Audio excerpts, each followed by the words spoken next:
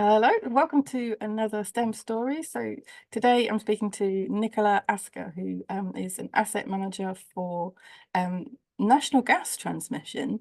Um, your job sounds really cool. I don't really know anything about this. Hello, Nicola. Hi. Can you tell me about what an asset manager does?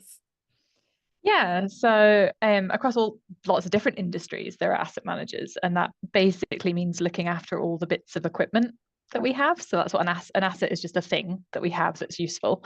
And so we're sort of planning ahead into the future and going, what do we need to do to those things so that they keep working and doing their job? So individually, we're kind of asset managers for everything we own. So it's I need to take my car for an MOT, or I need to renew my insurance, or it's the same kinds of things, just on a bigger scale. So for us, we've got massive pipelines around the country. We have lots of sites that join those up with valves and things. You can send the gas in different directions. And then the bit I really care about is our compressor stations, which is where, as the gas travels, it kind of loses energy and loses pressure. So if we just let it would just sort of trickle out the ends and be no use. So the compressors increase that pressure back up again, so that it actually makes it. So it's a bit like a pump in a water system. It's quite similar, but Yeah, yeah. So that's all I'm doing. It's not yeah. that complicated. I don't know. Okay, a little bit. It's just like the entire country's gas supply, potentially. That's like a lot of gas. Okay. Yes. Yeah, no, it is really interesting. And I think it helps knowing that it matters. Like the majority of households have gas either for heating or cooking. So it's really important to know, even if you don't really think about it day to day. Yeah. If you lose it, like if there's a gas cut, then suddenly you're like, I can't heat my house. If it's the middle of winter, that's a really big problem. I can't cook my dinner. Like it's the kind of things that you quite take for granted until it's not there. Yeah. So yeah, it definitely helps day to day knowing that like I'm playing a small part Yeah. in making sure that that works for people. That sounds really cool. Like so when I first moved into my house, I had to know gas supply, which meant start from scratch with the connection. Mhm. And like the nerd that I am, I was watching them trying to connect my house to this passing gas supply. And I'm like, how? Yeah. Like you're out there with power tools and gas. Yeah. How is this safe? There must be all sorts of like rules about how to do these things safely just to make sure Yes. it stays in the Yeah, balance. we're very regulated on that sort of safety side of things. I'm less in the day to day of like how do we not have explosions right now, Yeah. and more that how do we make sure that as a whole our network is getting gas from the right places to the right places. So we Yeah. have also like rules that govern what our network has to do. Yeah. We're not allowed actually to have like an out, like you can have power cuts. That's kind of, they have an allowance of how many power cuts they can have, and that's kind of accepted that that's going to happen. Yeah. We're not allowed any. We have to have 100% Mhm. success rate because it's just the impact is just too big if Yeah. we fail at our job. I guess it's not just like domestic supplies, it would be hospitals and all sorts of people that are relying Yeah, on. yeah, we have direct connections like hospitals. We also have like power stations as well. So a lot of gas gets used to make electricity. And a lot of the time there's something called black start. So if like the whole country almost had a blackout and all the power stations went off at once for some reason, you then need certain power stations that can turn on independently without having electricity. That's generally the gas ones. So generally the gas power stations can get themselves going, which then helps get everything else going again. So Yeah. we're like a key cog to that as well. Yeah. Um, Plus there's big like industry things like factories that are using gas to produce goods and smelting and all sorts of stuff like that. Yeah. Oh, Yeah. crikey.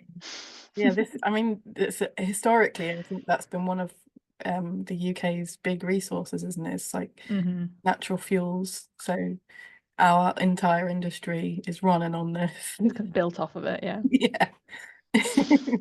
But yeah, pretty important. And that Yeah. sounds, because my background is biology, as you're describing it, it sounds kind of like a big circulatory system that you've set up around the It around is. the It is. That's exactly how my daughter, so I have a 6-year-old daughter. And Yeah. the other day she was teaching me how like lungs and hearts work. Yeah. And she was like, well, mummy, the heart, it's a bit like a compressor. So she Oh, knows how to speak my language. oh, But it is very similar to that sort of system. I love it. She's already a scientist. Yeah. Oh my. So how did you get into the role of asset manager? Even anything kind of that led into it?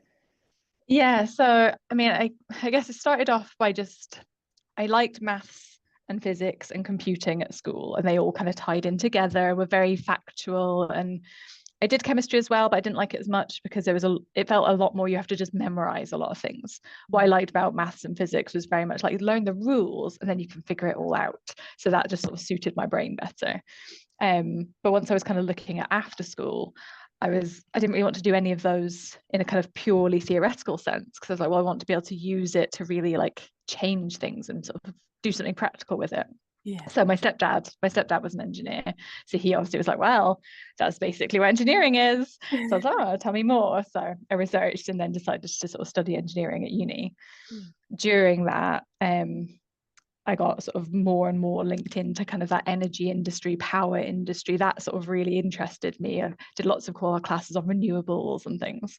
But one that really came out was around the regulation of the industry and National Grid being this company right at the heart of it all. Yeah. So that was kind of, I had my eyes set on National Grid. But I went away, did some volunteering and stuff, but then eventually got into National Grid on the graduate scheme. It was a bit of a fluke, really, that I'm even in gas, because my degree was electrical and mechanical, Yeah. but I was more interested in the electrical side. So I applied to them as an electrical engineering graduate. But they do these like assessment days where they sort of ask you loads of questions and you have to do activities. But mine got cancelled because of snow. Oh. So then they filled the spaces, Oh. and there was going to be, I couldn't get in as an electrical one. But they looked at my degree and went, oh, well, we also want gas ones, and mechanical works quite well for gas. So would you consider it? So I was kind of like, sure, I just want to be at National Grid. So that's the only reason I even ended up in the gas side of the business. But once I got here, I found it really interesting, Yeah. moved around different roles, and just never gone back to electricity. So, and my role has just gradually changed over time. So yeah, I came in as a graduate, then it was sort of a network analyst, and then I can't remember what other titles I've had, but the role just keeps kind of morphing and adapting as the way we kind of plan things changes.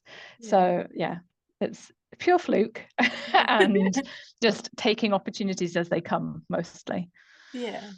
I guess I had a very similar experience in mine, that there's constantly, would you like to try? Mm, So there's always opportunities that you might not necessarily know where they end up. But I guess you do, yeah. did you have the option to kind of choose between the paths that interest you as you move through? Yeah, so as a graduate on the scheme, you got to choose sort of 3 placements. So you did Mm. 6 month stints in 3 different bits of the business. So those I definitely got to sort of pick and apply for. Mm. After that, I then kind of got slotted into a role. Mm. And I kind of just enjoyed it so much, I never left it. It kept changing. So I kind of, if the sort of next level up became available, I was like, oh yeah, sure, I'll stay here, but get paid a bit more. Why not? And that's kind of it. But I think it's probably more that there's other opportunities that have come along Yeah. that I haven't taken. And I think it's because over time I've gotten a really good understanding of what I enjoy about work and like what skills I have and how they suit. So sometimes like a vacancy comes up and someone's like, oh, have you thought about this? And I'll kind of, oh, I'll think about it, look at it and go, no, I don't want to do that. It doesn't suit what I'm good at, or I would be good at it, but I wouldn't enjoy it. Yeah. So I've got quite a good framework in my head, I think, of the stuff that I am looking for in a role. Yeah. And it takes quite a lot to sort of convince me something else is going to be better than what I'm doing right now at the moment, because I'm loving what I do. So Fantastic. That is something I wasn't good at for a very long time, because I like trying new stuff. So every time anyone said, would you like to try yes, this? yeah. The danger there is that you just end up with all of the little bits of jobs that nobody else. Yeah. Mm-hmm. So it is much more sensible to be selective. Yeah, it's getting the balance of not saying no out of fear or lack of confidence or anything, but also not saying yes just because it's like change for the sake of itself isn't always good. Yeah. What I probably should have learned is to try new things and then actually at some point say, I do not like this. You can have that Yeah. one. Yeah. I did have a few things like that. Like I did one summer when I was at university, I did like a research internship. So it was sort of 2 months of working alongside kind of PhD students. Yeah. That was enough of a tester for me to know I'm not doing a PhD. This is there was something about like the room they were all in. It was very much that library feel of really quiet and intense focus, like in your own little bubble. And I prefer working on things collaboratively with people. So very quickly it was like, nope, yep, this is not for me, which is really useful because I got that in a 2-month stint rather than if I signed up for a long-term thing. Yeah.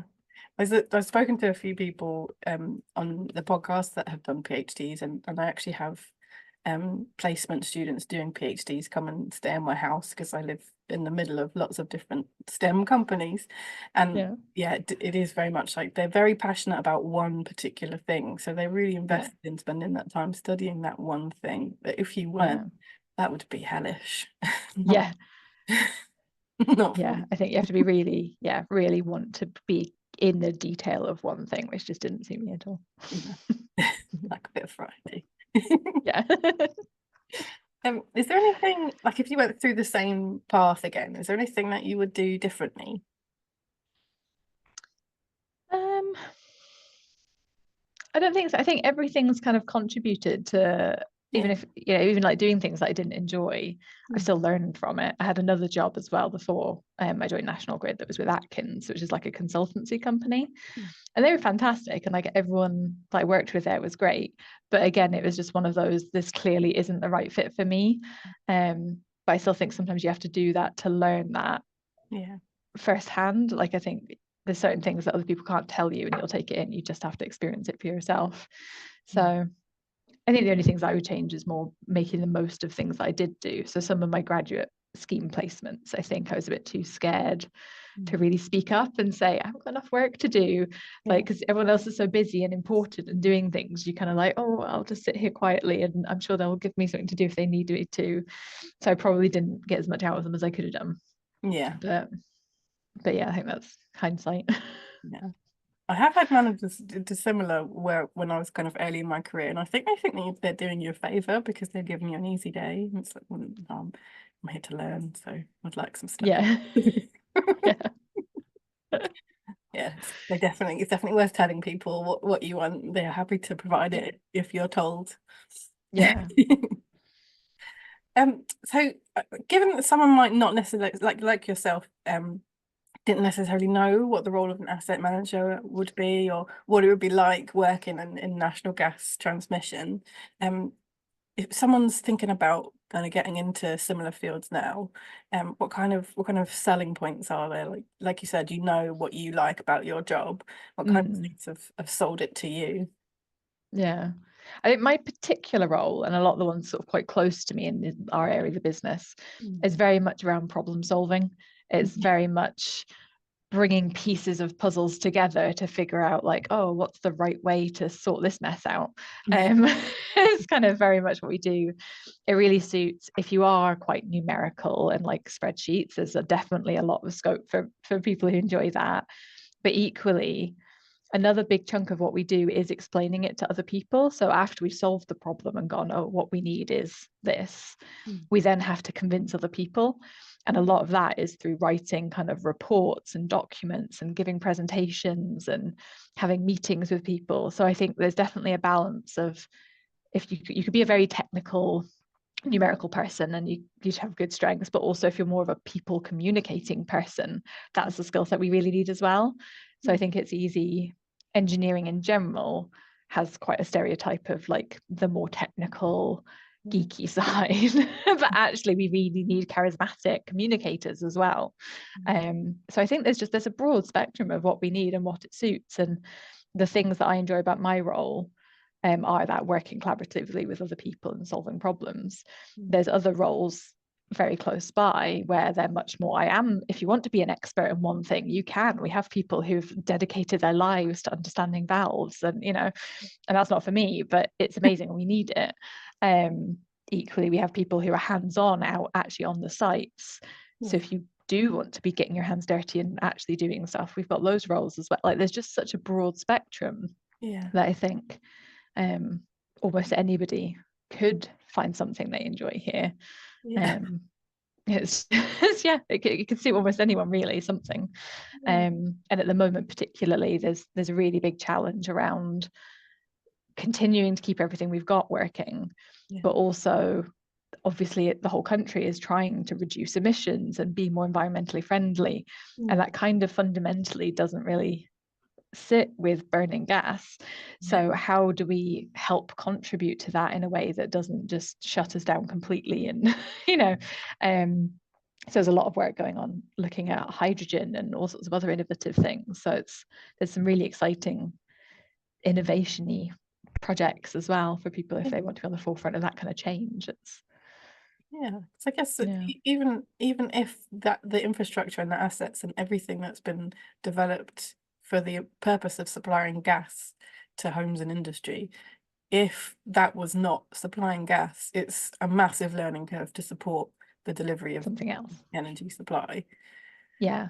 Yeah. And it's such a valuable resource having all those pipes and everything. It feels like a real waste if we just literally go turn it all off, put Yeah. it in the bin, replace it all with electricity. Like it's kind of it's easy in theory, Mm. but actually if you look at the amount of energy the network moves around the country, you Mm. have to sort of triple or even quadruple the electrical network to do the same job. Like Yeah. it's just crazy the peaks that we have, especially in winter when it's cold. But Um, yeah. my brain just went super random there, so apologies for giving you a completely random question here, but I just was kind of picturing, like you said, this is stuff that's quite possibly been in the ground for a very long time. Is there ever like Yeah. historical discoveries whilst you're doing these repairs, or just stuff you look at like this has been put down by some Victorian engineer at some point? I don't think so, but it wouldn't surprise me if there was, because yeah, most of our pipelines have been in a good 40, 50 years. Yeah, But we do quite regularly dig up bits of them to inspect them. So I guess there's not much that's been completely untouched for that whole time. yeah, But like a lot of our sites are very old as well. So yeah. we've got the usual, like a lot of places have like conservation type things. We've got like a rare species of this and that you can't Oh, disturb. But we've got a few of our sites. There's one that I think has got some like World War I bunkers and stuff that are on there. And so there's little nuggets of yeah, things, yeah. so But cool. Yeah, for 40, 50 years is enough time that there's not going to be like any unexploded bombs or anything in there. None of that's been no, happening in the last few no, years. no. And it's not gonna be Roman coins or anything either. They're not that old. That's pretty cool. Yeah, I mean, it must be like that's still like saying that there's a fair amount of work, because if we're talking about the supply for an entire country, 40, 50 years is a long time, just about more than my lifetime. But that's still going to be a lot of work. There must be constantly things that need doing, repairs and Yeah, replacements and change. yeah.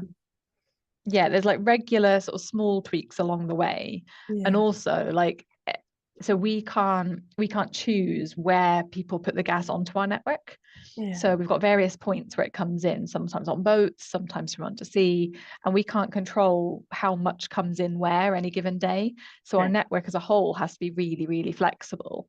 yeah, And as we see those patterns kind of shifting, we suddenly realize like, oh, we need to do something totally different with our net. We need to send gas more in that direction or less in this direction. Or so then we're constantly reviewing that as well to build new things or change the job that they do.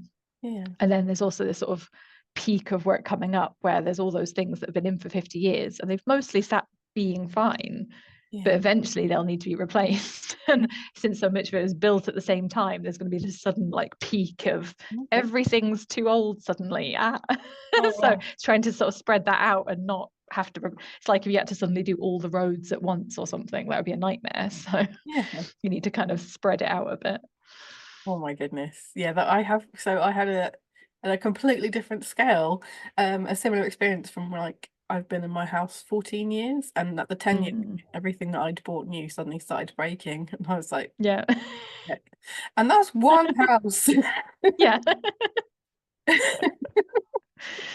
Yeah, we have kind of stuff that's across all our sites where like, oh, all of our electrical systems are now 50 years old and it's recommended they only do 40 years. Oh, oops, okay, right. How and when do we replace them all? There's always a margin. It's Yeah, fine. there is, but you still don't want to just keep pushing all of them past that limit, because the day will come when they all start failing, and that is not a day we want to see.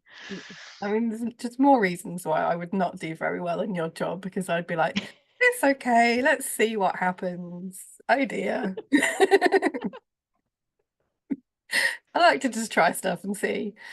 That's fine if you're working in a lab with small quantities of chemicals, but not Mhm. so much When the gallons. whole energy supply is hanging off you. Yeah. Yeah. So much Yeah. that's some responsibility. I guess that's not for everybody. Yeah, I think it is a big responsibility. It helps that no one really bears that responsibility totally alone. Yeah. Like I'm part of a wider team, so I'm in charge of compressors. Someone else has the pipeline. Someone else has the site. There's other people supporting us, and there's a lot of people invested in this. So there isn't a day where I just decide like, yeah, let's get rid of that compressor station, and that's fully on my own. Like I'm the only person that's made that decision. Yeah. But yeah, it's a big deal. Wouldn't be particularly sensible, I suppose, if you went off sick for a month or something, and it's like, what? No, exactly. We need to be able to cope. People have to take holidays, and yeah, so no person should be that sort of single point of failure. Yeah. So you mentioned the subjects that you studied at school. Um, so someone's making the decisions about like what A-level subjects to study, or what degree or apprenticeships to look for. Do you have any suggestions of like other apprenticeships where you work, or anything that's kind of been like a good option that you've seen in your career? Yeah, so we do quite often have apprenticeships. I don't know exactly what we're offering at the moment, but over the years, definitely we've done apprenticeships or engineering training programs. It's quite a few where you kind of work and study at the same time. So you then get whatever qualifications you need, which I think is really good if you struggle with like pure, like I'm going to just go to university and just study and then get the job. I think it can be really great for some people if you prefer seeing it hands-on and then going, oh, that's what I've learned about. That makes sense. Like it all ties up. Um, so yeah, we do offer that, and then we have like graduate program places as well for people coming out of university. Hmm. I think for me, I did just choose the things I enjoyed, but Yeah. obviously I'm quite lucky. I think that the ones I enjoyed are the ones that give you a lot of flexibility. I Yeah. think like keeping at least maths and science and English, it just gives you such a wide range of choices then of what you can go on to do. Whereas I guess if you sort of pigeonhole yourself into something very specific, it can make it harder then to branch out. But usually nothing's final. There's always college and other routes. So I've got other friends who've come in very different routes to me, to the same team effectively. Yeah. So it's kind of, yeah, try and keep your options open, probably, unless you really are hard set on becoming something very super specific. But if otherwise, try and get the balance of flexibility and enjoying it, because there's no point in doing a subject if you absolutely hate it and find the most boring thing in the world, because it'll just be a waste of your time and the teacher's time, I'm guessing. Yeah. But yeah, also not only doing the things that are fun. If there's, I don't know, if like you only do like baking and looking at sunsets, or so, I don't even know what courses. Yeah, like I heard there's a new one that's like skateboarding is now a GCSE. I don't know, but What? I think over in Ireland is on the TV the other day. But Yeah. Oh my. yeah, Cool. I think at least maths and English Yeah. and science gives you a wider range of what you can choose later. Yeah. I was quite scared off by maths GCSE, so I didn't choose maths A level. And then when I went to university, there was maths in the course, which built on A level maths, and it just meant that it Yeah, was much harder for me to keep up with. But it did mean that whatever maths I'd missed at A level, they taught it to me at university. Just yeah, it was a bit of a in at the deep end. yeah. So it might have been harder, but then you still made it work. So it wasn't the end of the world that you hadn't done it, but it might have been easier if you had. I wish I had now. I love maths Yeah. now. I guess there's also a big thing around like which teachers you have, and that can hugely influence how much you enjoy a subject. I had amazing maths teachers, so that really helped. Oh, yeah, it's one of those subjects that people kind of convince themselves that they can't do, or that it's for nerds, or what's the point? What are we going to do with this? And there's so much that you can do with it, but none of that is clear when you're in an exam or looking at a textbook. It's not related to this guy with his bag full of different color beads. That's not like it doesn't feel like real life, does it? No. Oh, brilliant. Thank you very much. I mean, that sounds like a really cool job, and I don't think that I would be very good at it. So I'm very glad that you're the one looking after them. Thank you very much for chatting with us today, Nicola. Hopefully it inspired people as the sorts of options that are available to them. And yeah, thank you that you're looking after all of that for us. You're welcome. Hi, I'm your podcast host, Georgina Green, and the founder of Green Tutors STEM Specialist Tuition Company. We've been supporting students with their GCSE and A-level maths, science and STEM subject studies since 2011, and our team all work and have a passion for STEM professions such as engineering and chemical synthesis and medicines and all sorts of fantastic things in the world of STEM beyond the curriculum, which is what we bring into our lessons to make them more exciting, and the reason I wanted to share this podcast with you all. Alongside that, we've launched the STEM Educators Academy, where other STEM professionals and STEM education enthusiasts can come and learn about how to grow their STEM education practices together. If you're interested in any of the support that we offer, get in touch at greentutors.uk and you can access some of the free resources on there as well. This podcast would not exist without the sponsorship of STEMazing. I'm very grateful to STEMazing, not only for sponsoring our podcast, but for the brilliant work that they're doing, fostering inspiration and inclusion in STEM. I recommend having a look at their website, stemazing.co.uk, which is what you can see right now, to see a bit more about the work that they do.